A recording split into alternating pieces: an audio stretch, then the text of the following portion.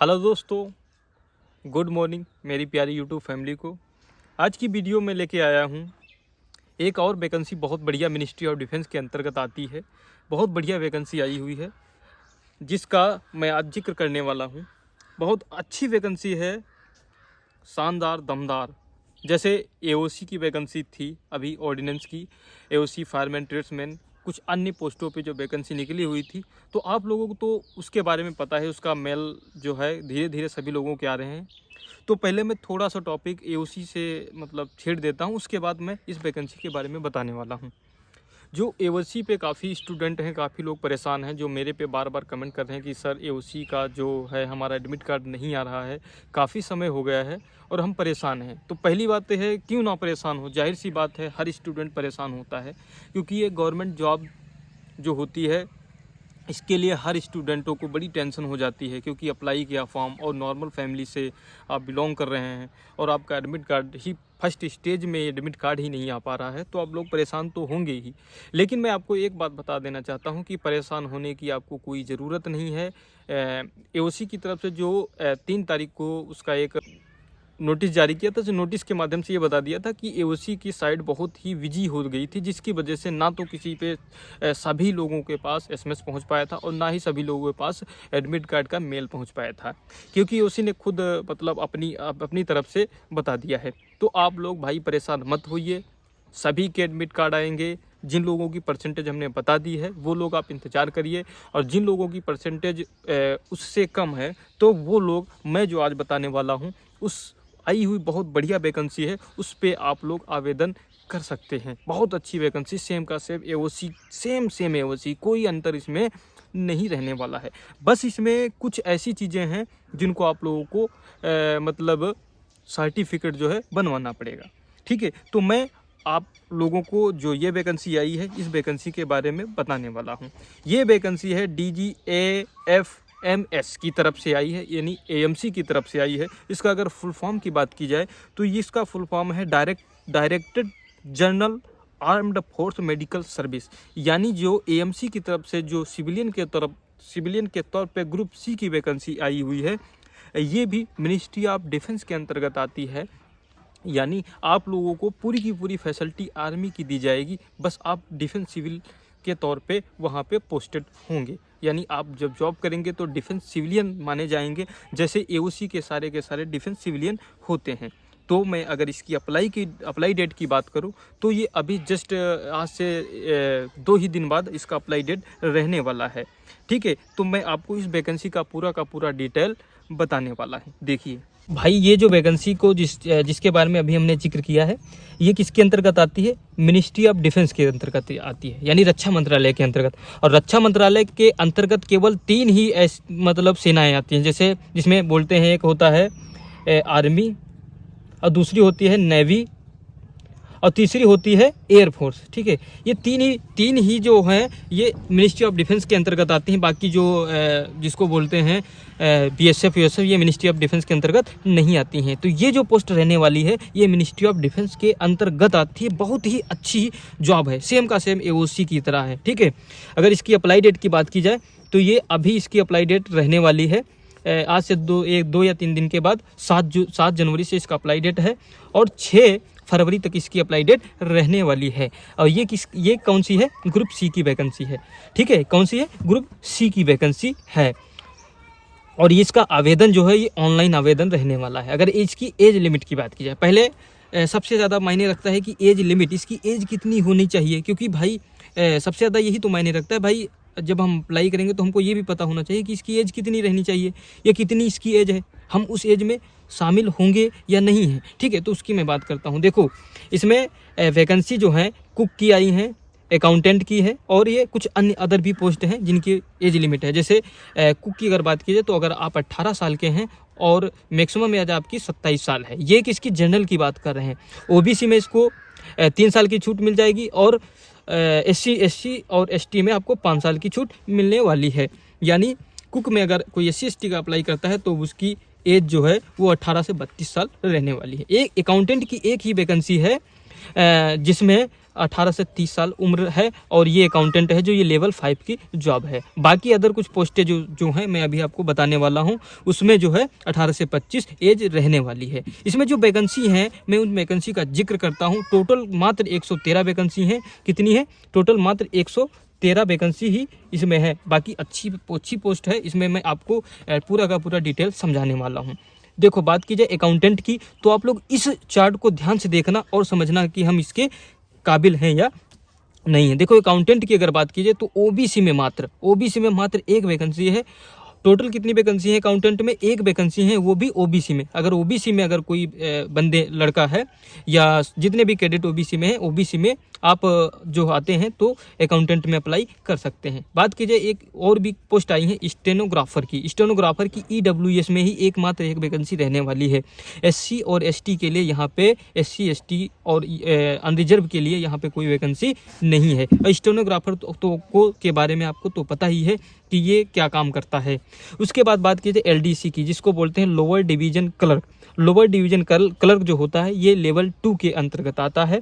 इसमें टोटल अगर वैकेंसी की बात की जाए तो टोटल वैकेंसी कितनी है? 11 वैकेंसी रहने वाली हैं, जिसमें से एससी की 3 वैकेंसी हैं और ओबीसी की 4 वैकेंसी हैं और ईडब्ल्यूएस की 4 वैकेंसी रहने वाली हैं। और इसमें एक्स सर्विसमैन का भी कोटा है, यानी एक्स सर्विसमैन की कितनी वैकेंसी रहने वाली हैं? 2 वैकेंसी रहने वाली हैं। उसके बाद बात की जाए स्टोर कीपर की। स्टोर कीपर जैसे आर्मी में जो होता है क्लर्क, उसी तरफ से आर्मी में भी क्लर्क स्टोर कीपर के पद पे जो वैकेंसी निकलती है, सेम का सेम इसमें भी सिविल डिफेंस के तौर पे स्टोर कीपर की वैकेंसी निकली है। जिसमें एससी की अगर बात की जाए तो 4 पोस्ट हैं, एसटी की 3 पोस्ट हैं, ओबीसी की 11 पोस्ट हैं और जनरल ईडब्ल्यूएस की कितनी है? 6 पोस्ट हैं। इसमें भी एक्स सर्विसमैन को दो सीट का दर्जा दिया गया है। टोटल पोस्ट कितनी है? 24 पोस्ट हैं। अगर फोटोग्राफर की बात की जाए तो ओबीसी में मात्र एक वैकेंसी देखने को मिलेगी। उसके बाद बात की जाए फायरमैन की, ये जैसे एओसी फायरमैन सेम का सेम ये भी वही फायरमैन है, ठीक है। इसमें मात्र कितनी वैकेंसी है? 5 वैकेंसी है। एससी की 1, एसटी की 1, ओबीसी की 1 और ईडब्ल्यूएस की 2 वैकेंसी आपको देखने को मिलेंगी। उसके बाद बात की जाए वाशरमैन, जिसको धोबी बोलते हैं, इसमें भी क्या है? एससी की मात्र 1 वैकेंसी, एसटी की मात्र 1 वैकेंसी आपको देखने को मिलेगी और टोटल वैकेंसी कितनी है? इसमें 2 वैकेंसी रहने वाली है। अगर कारपेंटर की बात की जाए, वाशरमैन के बाद आता है कारपेंटर की ओबीसी में कितनी वैकेंसी है? 1 वैकेंसी है और जनरल में 1 वैकेंसी है। टोटल वैकेंसी कितनी है? 2 वैकेंसी देखने को मिलेंगी। उसके बाद एक है लैब असिस्टेंट की कितनी वैकेंसी है? लैब असिस्टेंट की जो है मात्र 1 वैकेंसी है, वो भी किसमें है? ईडब्ल्यूएस में आपको देखने को मिलेगी। उसके बाद टिन स्मिथ की मात्र 1 वैकेंसी है, जो कि ओबीसी में देखने को आपको मिलेगी। उसके बाद बात कीजिए एमटीएस, जो एमटीएस में है इसमें काफ़ी वैकेंसी आपको देखने को मिलेंगी, जिसमें से एसटी कैटेगरी के लिए 2 वैकेंसी, एससी के लिए 2, एसटी के लिए 2 और ओबीसी के लिए आपको 10 वैकेंसी देखने को मिलेंगी, जिसमें से ईडब्ल्यूएस के लिए आपको जो है 15 वैकेंसी देखने को मिलेंगी। और बात की जाए पीडब्ल्यूडी की इसमें एमटीएस में 2 वैकेंसी हैं और एक सर्विसमैन की भी इसमें कितनी है? 2 वैकेंसी देखने को मिलेंगी। उसके बाद बात की जाए ट्रेडमैन मेट, ये भी डिफेंस सिविलियन की ही अंतर्गत आते हैं, एमटीएस भी और टीमेट भी आते हैं, जिसमें भी टोटल वैकेंसी कितनी है? 31 वैकेंसी है और एक सर्विसमैन की जैसे ये अलग, इसमें क्या वो पीडब्ल्यूडी की अलग से वैकेंसी इसमें ऐड होती हैं। जैसे एससी की कितनी है? एससी की 2, एसटी की 2 और ओबीसी की 11 वैकेंसी और ईडब्ल्यूएस की कितनी वैकेंसी है? 15 और इसमें एक अनरिजर्व कैटेगरी यानी जनरल की वैकेंसी रहने वाली है। टोटल वैकेंसी की बात की जाए तो आपकी कितनी वैकेंसी है? 113 वैकेंसी हैं। अगर बात की जाए अकाउंटेंट के लिए, अगर अकाउंटेंट की बात की जाए तो आपका अगर ग्रेजुएशन आपने किया है या डिप्लोमा या कुछ भी किया है तो आप उसमें अप्लाई करने के एलिजिबल हैं। और अगर स्टेनोग्राफर की बात की जाए तो आप 12th पास हैं और आपकी टाइपिंग ज़बरदस्त रहने वाली है, क्योंकि इसमें टाइपिंग बहुत ही ज़बरदस्त लेते हैं। 80 वर्ड प्रति मिनट के हिसाब से। बाकी एलडीसी के बारे में तो आपको पता ही है कि 35 शब्द प्रति मिनट के हिसाब से इंग्लिश के और 30 वर्ड प्रति मिनट के हिसाब से हिंदी के टाइपिंग होती है। बाकी स्टोर कीपर के बारे में तो आपको पता ही है, 12th लेवल है, इसमें आपका साइंस जो होता है और प्लस इसमें एक इंग्लिश और मैथ की सब्जेक्ट जो होती है कंपलसरी रहने वाली है। उसके बाद बात की जाए सिलेक्शन प्रोसेस की, काफ़ी लोगों का ये सवाल बनता है कि इसमें सर सिलेक्शन प्रोसेस कैसे होगा, कैसे इसको हम ज्वाइन कर सकते हैं। तो देखो, सबसे पहले इसकी बात कीजिए तो आपका इसमें क्या रहने वाला है, एग्जाम होने वाला है। एग्जाम के बाद आपका सेकंड स्टेज है जो ट्रेड टेस्ट या तो आपका फिजिकल रहने वाला है। जिसमें फिजिकल होगा उसमें फिजिकल होगा, जैसे फायरमैन है इसमें फिजिकल रहने वाला है। और बाकी में सब में क्या है, किसी में ट्रेड टेस्ट होगा जिसमें ट्रेड टेस्ट होगा, जिसमें जो भी कुछ रहने वाला है वो रहने वाला है। बाकी आपका डीवी हो जाएगा यानी डॉक्यूमेंट वेरिफिकेशन। उसके बाद आपका मेडिकल होने वाला है। मेडिकल के बाद आपकी क्या हो जाएगी, ज्वाइनिंग हो जाएगी। ठीक है, लेकिन काफ़ी लोगों का सवाल बनता है कि हम इसको अगर सिलेक्शन लेना चाहते हैं तो इसमें सर सिलेबस क्या रहने वाला है। तो अगर सिलेबस की बात की जाए तो रीजनिंग के आपके 25 क्वेश्चन पूछे जाएंगे, मैथ के 25 क्वेश्चन पूछे जाएंगे, जीके जीएस के 25 क्वेश्चन पूछे जाएंगे और इसमें इंग्लिश रहता है यानी इंग्लिश के कितने 25 क्वेश्चन पूछे जाएंगे। जैसे सेम का सेम पहले का जैसे एसएससी एमटीएस का आता था सेम का सेम वैसे ही इसका क्या रहने वाला है, सिलेबस रहने वाला है। 100 क्वेश्चन होंगे, आपको 2 घंटे का टाइम दिया जाएगा। बहुत ही इसमें टाइम दिया जाता है। एग्जाम मोड आपका हिंदी और इंग्लिश 2 ही भाषाओं में रहने वाला है। अब अभी मैंने एजुकेशन के बारे में थोड़ा सा आपको अकाउंटेंट के बारे में बता दिया था और स्टेनोग्राफर के बारे में बताया था और एलडीसी के बारे में बताया था।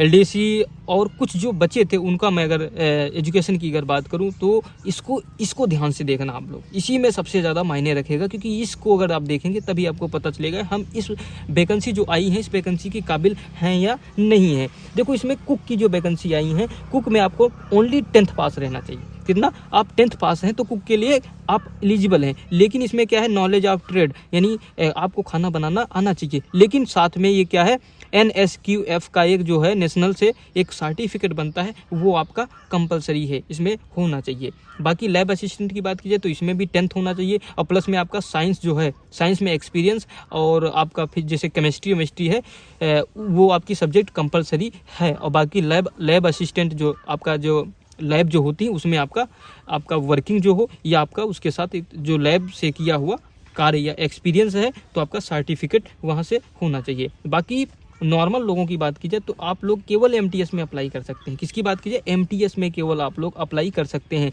जिसमें कितनी मात्र 29 पोस्ट हैं। जो नॉर्मल लोग हैं वो एमटीएस में ही अप्लाई कर सकते हैं क्योंकि इसमें ओनली 10th पास रखा गया है। ट्रेडमैन मेट में भी 10th पास के साथ साथ आपको ITI सर्टिफिकेट या अप्रेंटिस का सर्टिफिकेट लगने वाला है। उसके बाद बात कीजिए कारपेंटर की और टिन स्मिथ की, इसमें भी आपका 10th और प्लस में 3 साल का एक्सपीरियंस उसी ट्रेड का होना चाहिए। फायरमैन की बात कीजिए, देखो जो एओसी फायरमैन की जो वैकेंसी निकली थी इसमें आपका और इसमें काफ़ी अंतर देखने को आपको मिलेगा क्योंकि एओसी फायरमैन में आपका ओनली 10th था। लेकिन इसमें अगर है, इसमें 10th के साथ साथ आपका 1 महीने का फायर फाइटिंग का कोर्स होना चाहिए। आप चाहे किसी प्राइवेट कंपनी से किए हों चाहे गवर्नमेंट कंपनी से किए हों, इससे कोई मतलब ही नहीं है। बस आपका फायर फाइटिंग का कोर्स 1 महीने का होना चाहिए। बात की जाए सैलरी के लिए, सैलरी सबसे ज़्यादा मायने रखती है क्योंकि किसी भी गवर्नमेंट जॉब की तैयारी करते हैं तो सबसे ज़्यादा उसमें ये हमें देखने को मिलता है या सब लोगों के अंदर एक ही इच्छा जगती है कि हमें पैसा कितना मिलेगा, क्योंकि पैसा सबसे ज़्यादा ज़रूरी होता है। इसमें एक वैकेंसी है जिसकी बात हमने किया था अकाउंटेंट, इसमें आपका लेवल 5 की जॉब है, 29,200 इसका बेसिक पे है और इसका 93,300 तक रहने वाला है। स्टेनोग्राफर की अगर बात की जाए तो इसका लेवल 4 है यानी 25,500 से लगाकर 81,100 तक रहने वाला है। जिसमें से कुछ बाकी जो बची हुई वैकेंसी है जिसमें से फायरमैन है और LDC है, इन लोगों का लेवल 2 यानी 19,900 से लगा करके 63,200 तक रहने वाला है। बाकी जैसे ट्रेडमैन है और MTS है, इन लोगों का लेवल 1 यानी 18,000 से लगा करके 56,000 तक इसका रहने वाला है। बाकी ये आपका बेसिक पे है। आपको सैलरी की अगर बात की जाए तो अकाउंटेंट में अगर आप भर्ती होते हैं तो आपको कम से कम शुरुआत से ही 53 से 54,000 पर मंथ मिलेंगे। अगर स्टेनो में अगर भर्ती होते हैं तो आपको 48 से 49,000 पर महीने मिलेंगे शुरुआत से ही। अगर आप फायरमैन और फायरमैन कारपेंटर इत्यादि अगर इसमें भर्ती होते हैं, LDC में भर्ती होते हैं तो आपका शुरुआत से 35 से 40,000 रहने वाला है। बाकी जो अदर पोस्ट हैं इसमें से आपका 28 से 32-35,000 रुपये रहने वाला है। कि आप लोग जो हमने आपको पूरा का पूरा समझाया है, आप इसको सही तरीके से समझ गए होंगे। तो आप लोगों से एक बस विनती करना चाहता हूँ कि ये जो मेरा न्यू चैनल है इसको ज़रूर से ज़्यादा लोग सब्सक्राइब करें। इसी तरह से अगर वीडियो पाना चाहते हैं तो इस चैनल को सब्सक्राइब करके ज़रूर रख लेना। मिलते हैं अगली वीडियो में, तब तक के लिए धन्यवाद।